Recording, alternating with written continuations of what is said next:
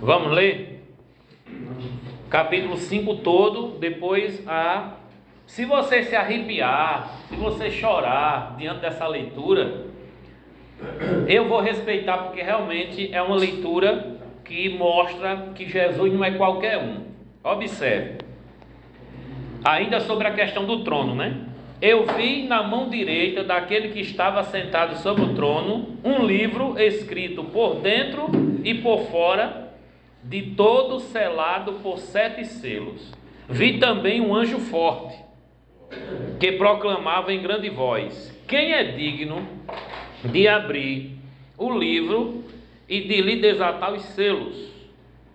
Ora, nem no céu, nem na terra, nem debaixo da terra, ninguém podia abrir o livro, nem mesmo olhar para ele.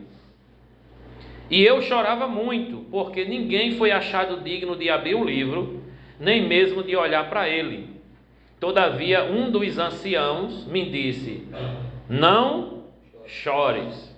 Eis aqui o leão da tribo de Judá, a raiz de Davi, que venceu para abrir o livro e os seus 7 selos.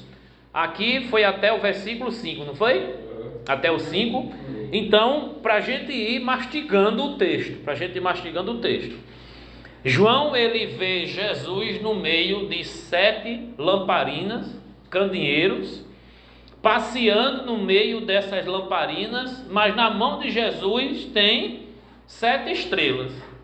João, ele não decide o significado, nem deixa para os leitores decidir. O próprio texto diz o significado. Encerra o capítulo 1 dizendo: esses candeeiros aí são 7 igrejas.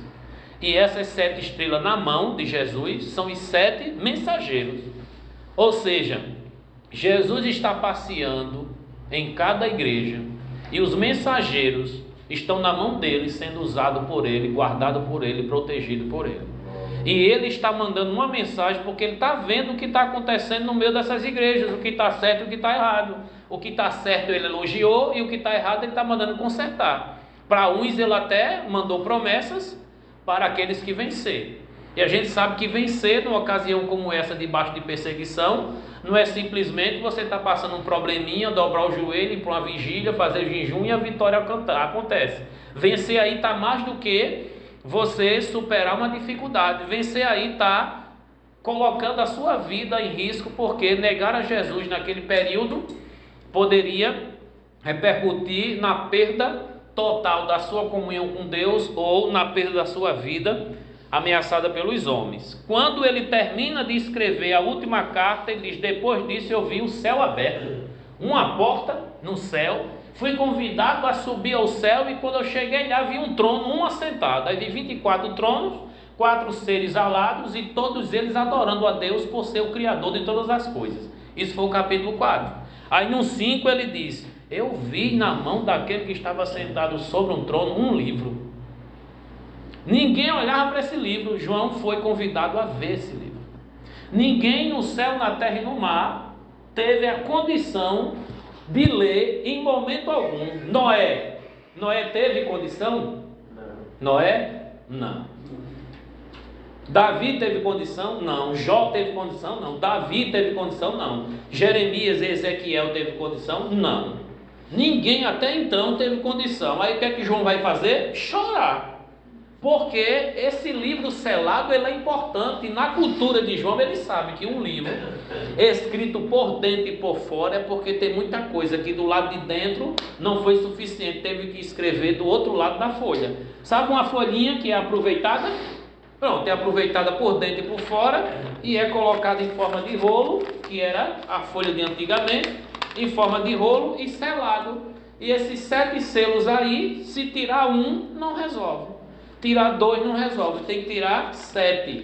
Interessante que o livro todo ele vai dar ênfase ao capítulo ou ao selo 7. Aqui, nós vamos ter 6 selos, vai ter uma pausa, e do 8 até o 18 vai ser só os 7 selos. E são no 7º selo que vai ter 7 trombetas e 7 taças. Ou seja, todo o mistério do livro do Apocalipse é o 7º selo. Aí por que é que tem gente que não nota isso? Porque fica preocupado com as 10 cabeças, os 7 diademas, os chifres, o mar de vidro, o relâmpago. Fica preocupado com os detalhes, querendo desvendar o significado de detalhes. O livro ele vai dar interpretação daquilo que importa em cada capítulo. E aí nós vamos perceber que há uma pergunta de um anjo. Ele está dizendo que é um anjo forte. Você sabe o que é um anjo forte? É o que um anjo forte? Qual é o fraco e qual é o forte? Você fica imaginando assim, rapaz, aqueles outros era tudo fraco, né? Esse aqui é o forte. Aí você fica imaginando, como é diferenciar um anjo fraco e um anjo forte? É físico? Não é? Aí vai viajar, fuma um negocinho e não consegue desvendar o que significa isso. Deixa essa história de anjo forte para lá e foca na pergunta: quem é digno? O anjo ele está querendo chamar a atenção, não é para a sua força. O anjo está querendo chamar a atenção da pessoa digna de ir lá, na mão do Todo-Poderoso, pegar da mão dele e revelar. Vamos focar no principal? E aí, estou convidando vocês a viajar nisso. João está dizendo que no céu, ninguém.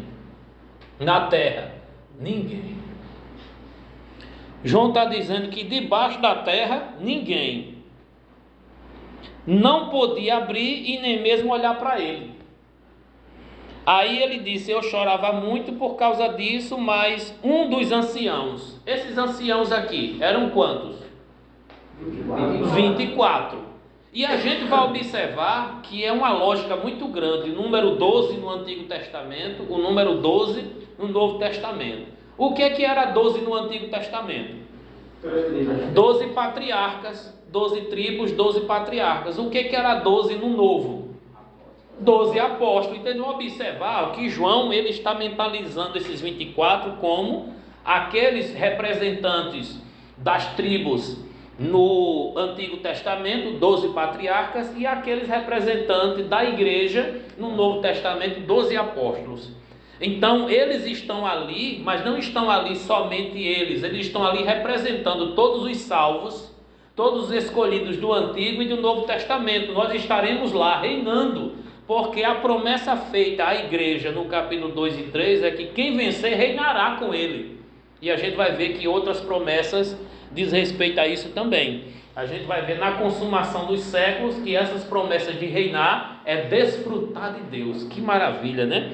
Quem não quiser Jesus, quem não quiser ir para o céu, até respeito, o inferno é logo ali. Mas olha o que disse o ancião de Dias, ou melhor, um dos anciãos. O ancião de Dias é Deus, né?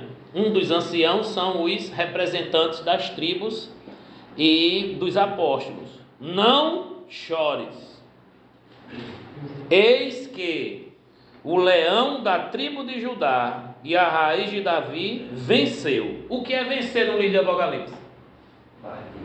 Morrer. Ele morreu. E como foi a descrição do cordeiro que apareceu lá no capítulo 1? Como se tivesse sido morto, marcado com algum sinal de morte.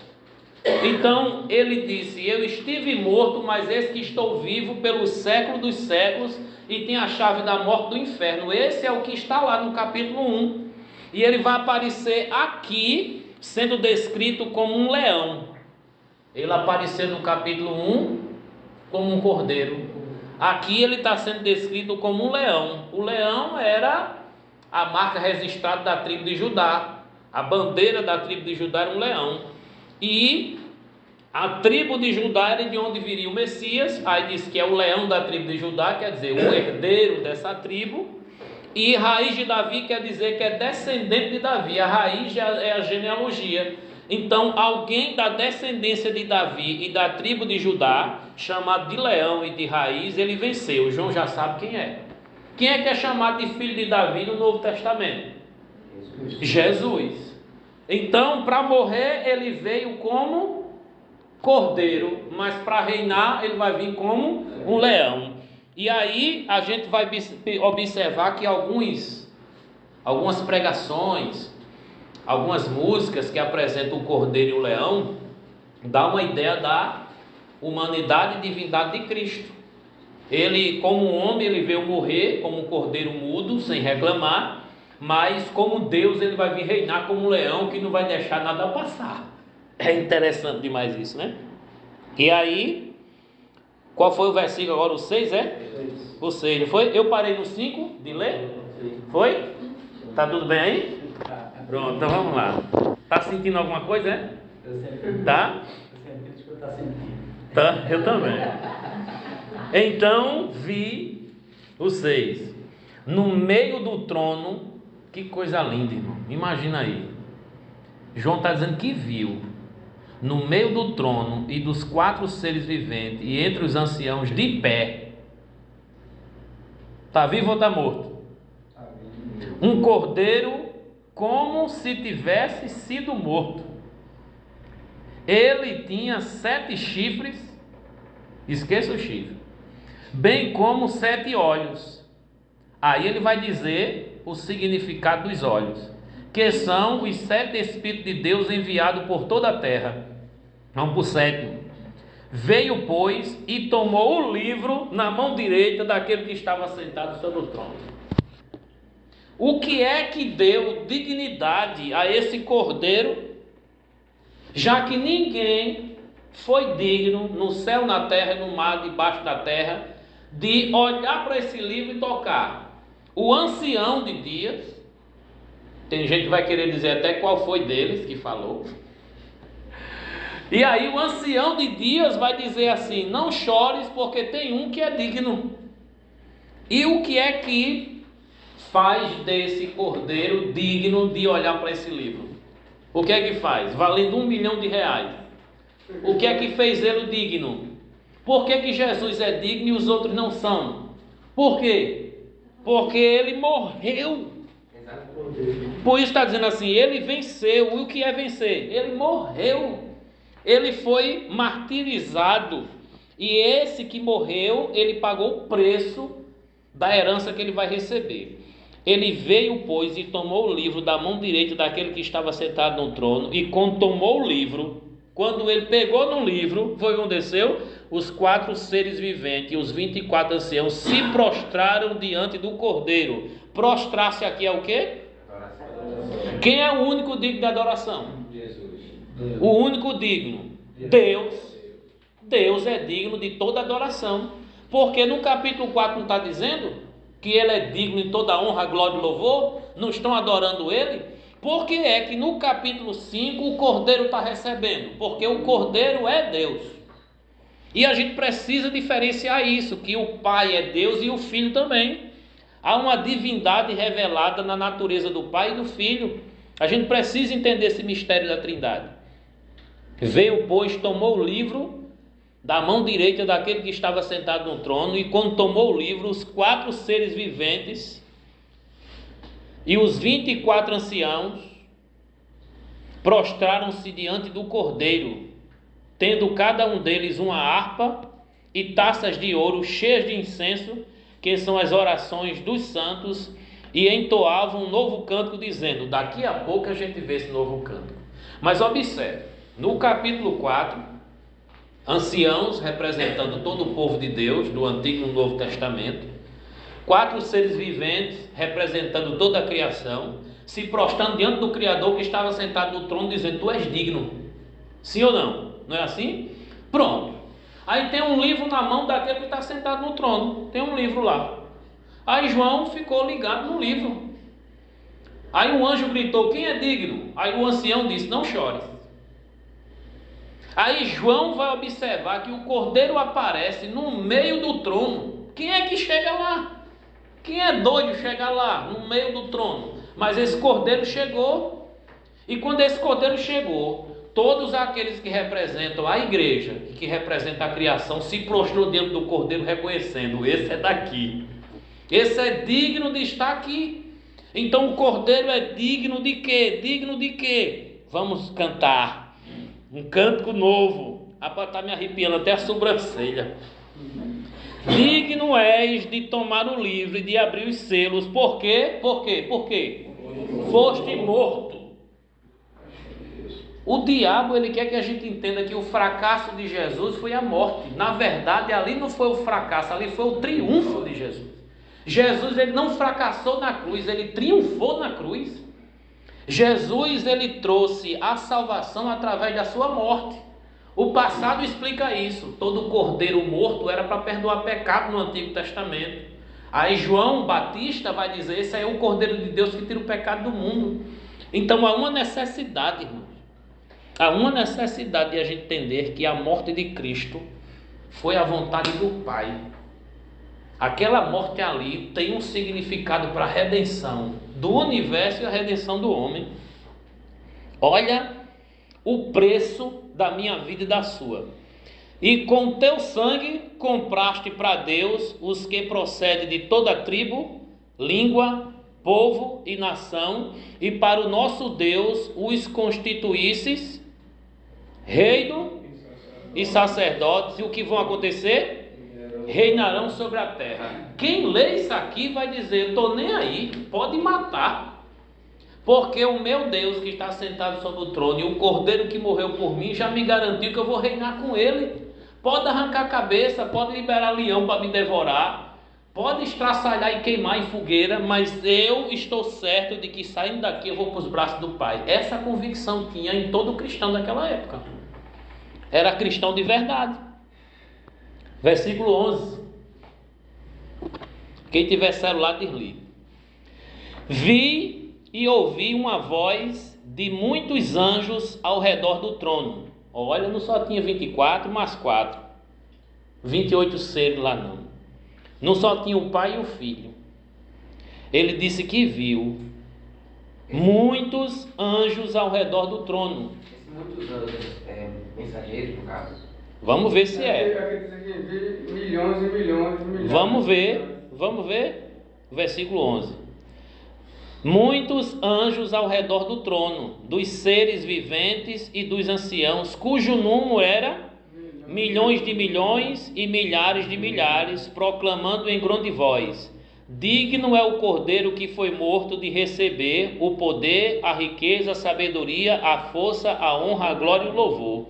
Poder, riqueza, sabedoria, força, honra, glória e poder, e louvor. São 7 atributos que alguns dizem que os 7 Espíritos de Deus derramados sobre a terra são esses 7 atributos aqui mencionados no louvor. Era a minha pergunta que eu ia fazer aqui. Pronto. Não seria o 7 dom de Deus? Possivelmente. Não dá para a gente fazer uma associação só porque são 7, mas alguns acreditam dessa forma. Mas eu sou defensor quando o texto ele afirma. O texto ele não afirma, mas dá uma margem para dedução. Cuidado com as deduções, né? Tem que ter cuidado com dedução. Ele perguntou sobre anjo. A palavra anjo ao pé da letra significa mensageiro, mas não quer dizer que todo ser celestial vai se tornar um mensageiro. Mas todos os seres no céu, automaticamente, a Bíblia vai estar chamando de anjo só por identificação de que não é um ser humano, de que não é um demônio. A gente tem que dar uma classificação, e essa classificação é um ser celestial denominado de anjo. Ao pé da letra, anjo significa mensageiro.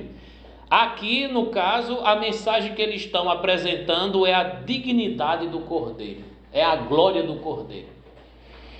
E o Novo Testamento não apresenta Jesus de uma forma, vamos dizer assim, superior, porque Jesus fazia questão de dizer que era o Filho do Homem, de dizer que não tinha onde dormir, não tinha onde reclinar a cabeça, de não receber a glória dos homens. Jesus fazia questão de dizer que o reino dele não é deste mundo.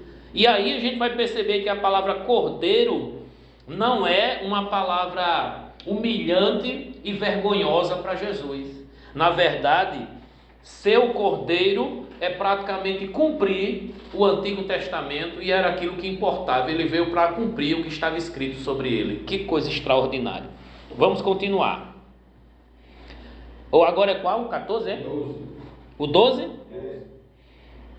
Vamos lá. Não, é 13. 13. Então ouvi A gente já leu honra, glória e louvor, aí agora o 13. Então ouvi, olha que coisa linda, que toda criatura que há no céu e na terra, debaixo da terra e sobre o mar, e tudo que neles há, dizendo, sobrou ninguém. Sobrou ninguém. Até Lula vai dizer, olha, aquele que está sentado no trono e ao cordeiro, seja comigo o louvor, a honra, a glória e o domínio pelos séculos dos séculos. Isso aqui é muito lindo, rapaz. Quem for aí compositor, faça uma letra com essa música, com esse texto aqui. E o versículo 14 diz: os 4 seres viventes respondiam amém, e também os anciãos se prostraram e adoraram. Olha o clima do céu como vai ser, irmão. Não tem ninguém com celular, não tem ninguém chegando atrasado, não tem ninguém atrapalhando, não é? Os anciãos falando lá, fazendo pergunta besta. Estou brincando. Já. Eita. Pode fazer. Aqui, a Bíblia foi feita para interpretar ou para compreender? Boa. Vamos lá. Todo mundo, se você puder levar isso.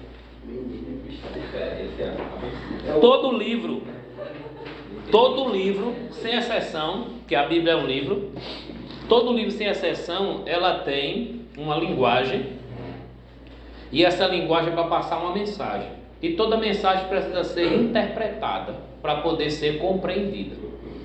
Então, existe em qualquer leitura uma interpretação formada na mente. Se essa interpretação pode ser certa, pode ser errada. Esse entendimento mental é que é interpretação. E quando você guarda para você essa interpretação, você acha que entendeu? Se você não examinar melhor, se você não procurar qual é o método mais eficiente para entender aquele texto, porque todo texto não é igual. Tem texto que é poesia, tem texto que é narrativa, tem texto que é descrição, tem texto que é dissertação, tem texto que é lei. Na Bíblia a gente vai ter vários gêneros literários, inclusive o livro de Apocalipse, ele é um gênero literário codificado com simbologias e misturado também com narrativas. E o livro de Apocalipse, ele tem 3, que a gente vai ver na introdução da apostila, e eu falei na aula passada, tem 3 categorias. Epístola, tem ou não tem? Tem. Profecia, porque João diz, a profecia desse livro, quem lê e guardar, será abençoado com as bênçãos escritas nesse livro.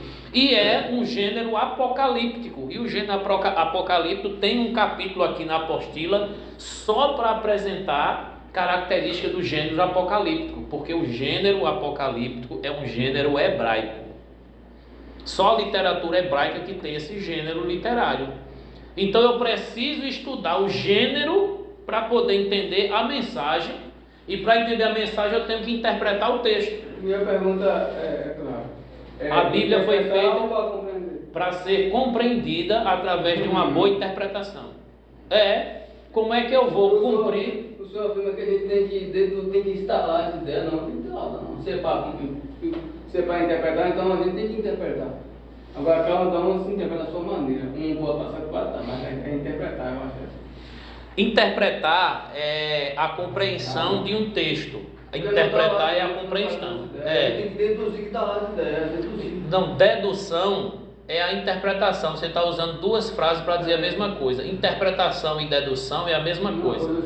Agora, se eu interpreto errado, é que é o problema. Eu preciso interpretar certo para poder dizer eu compreendi.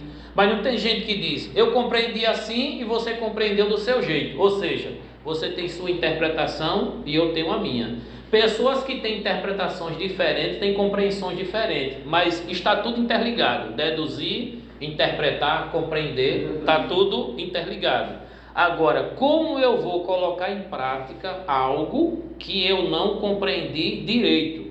Eu vou acabar colocando em prática da forma errada, porque minha compreensão foi errada. Não é por isso que a hermenêutica ela vai dizer que a gente tem que ter cuidado na hora de ler e compreender um determinado texto, porque na hora de aplicar, eu posso fazer a aplicação errada. Por que é que existe heresia e seitas? Compreensão errada, interpretação errada, dedução errada. E aí, dedução errada, interpretação errada, compreensão errada, vai dar em práticas erradas. As pessoas com boa intenção, querendo obedecer a Deus, não conseguem chegar lá porque entendeu errado a mensagem. Há uma necessidade de a gente poder fixar a nossa mentalidade nisso, né?